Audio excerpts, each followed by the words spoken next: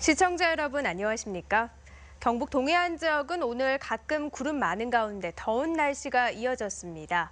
오늘 낮 최고 기온은 경주 31.5도, 영덕 28.5도, 포항 29.4도 등 25도에서 32도의 분포를 보였고 내일 아침 최저 기온은 19에서 22도를, 낮 최고 기온은 24에서 28도로 강한 일사로 낮 기온이 30도 내외로 오르면서 무덥겠습니다.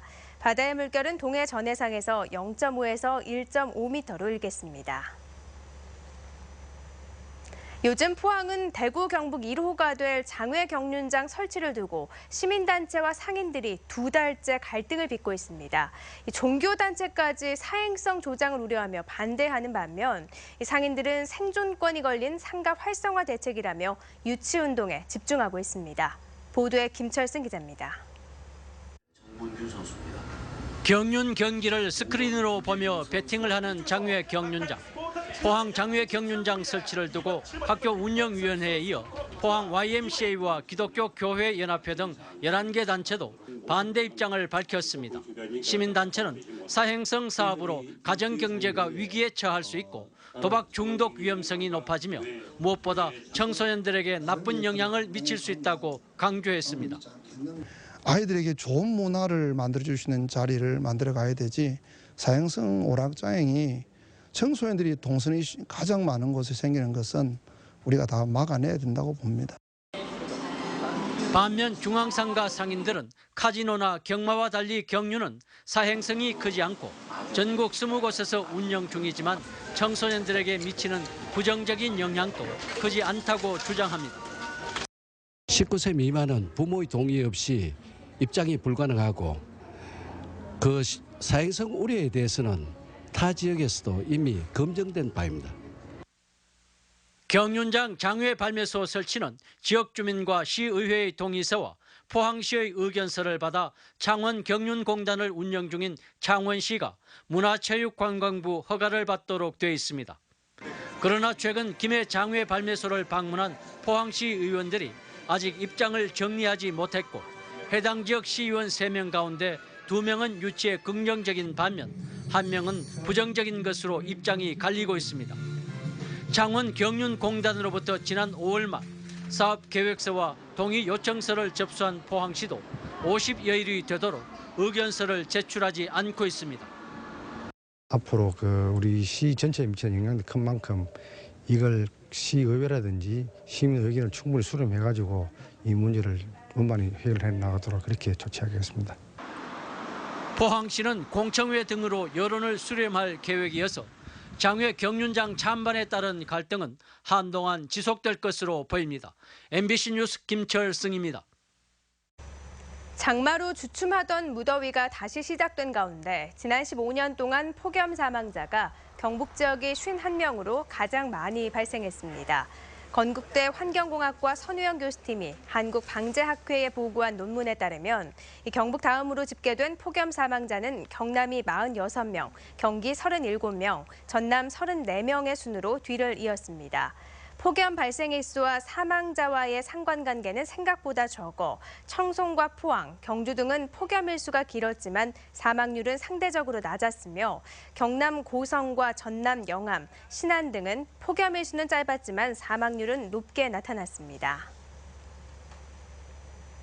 여름 휴가철을 앞두고 돼지고기와 쇠고기 값이 올랐습니다. 한국소비자원의 생필품 가격 정보 사이트에 따르면 지난달 돼지고기 삼겹살 가격은 100g당 2,300원으로 전달보다 22% 올랐습니다. 지난달 쇠고기 등심 가격은 100g당 9,380원으로 7% 올랐는데 돼지고기와 쇠고기 값은 이달 들어서도 오름세를 유지하고 있습니다. 반면 지난달 배추 가격은 전달보다 25% 떨어지고 무와 양파 가격도 각각 22%와 11% 떨어졌습니다. 경북 지역 음식점을 찾은 손님들의 가장 큰 불만은 서비스로 나타났습니다. 국민권익위원회가 국민신문고에 접수된 음식점 민원을 분석한 결과 경북은 불친절이 가장 많았고 위생불량과 음식의 맛 불만이 그 뒤를 이었습니다. 대구의 경우 위생불량이 가장 많은 민원으로 나타났습니다. 봉화군 소천면과 울진군 금강송면을 잇는 국도 36호선 구간이 2차로로 신설돼 오는 20일 오후 3시에 개통됩니다. 이 구간은 지난 2009년 착공해 7년여 만에 완공되는 것으로 총 2,941억 원이 투입됐으며 운행 시간이 기존 50분에서 20분으로 30분이나 단축됩니다. 국토부는 수려한 자연경관을 보존하기 위해 대부분 도로를 교량이나 터널로 연결했으며 회곡에 꽃치비제, 다분제 등 산악 구간은 겨울 빙판길에도 안전하게 넘을 수 있다고 밝혔습니다. 후포 울릉 여객선 취항이 계약 위반이라며 대저해운이 법원에 낸 가처분 신청이 받아들여지지 않았습니다. 대구지법 포항지원은 대하고속해운이 지난 4월 포항 울릉 노선 영업권을 외곽한 뒤 경쟁 노선인 후포에 증편 운항하는 것은 영업 확장 행위로 상법상 업권 경쟁 금지에 해당한다며 대저해운이 제기한 시간 변경 운항 금지 가처분 신청을 지난 22일 기각했습니다. 대하 측은 포항 노선을 매각한 대하고속해운과 후포 노선을 운항하는 JH페리는 별도의 회사라는 입장이고 대저해운은 법원의 기각 결정을 받아들일 수 없다며 항고할 예정입니다. 올 상반기 연안 여객선 이용객이 울릉도 노선에서 가장 많이 늘어난 것으로 나타났습니다. 해양수산부는 올 상반기 연안 여객선 이용객은 지난해에 비해 2% 증가한 772만 명이었으며 지역별로는 울릉도 이용객이 20%나 늘어나 최고 증가율을 기록했습니다. 이어 제주도 11%, 거문도 8%, 홍도가 6%의 이용객 증가율을 보였는데 신규 항로 취항이나 운항 선박 증편이 주요 원인으로 파악됐습니다. 영덕군이 단일 스포츠 종목으로는 전국에서 처음으로 유소년 축구 특구에 지정됐습니다.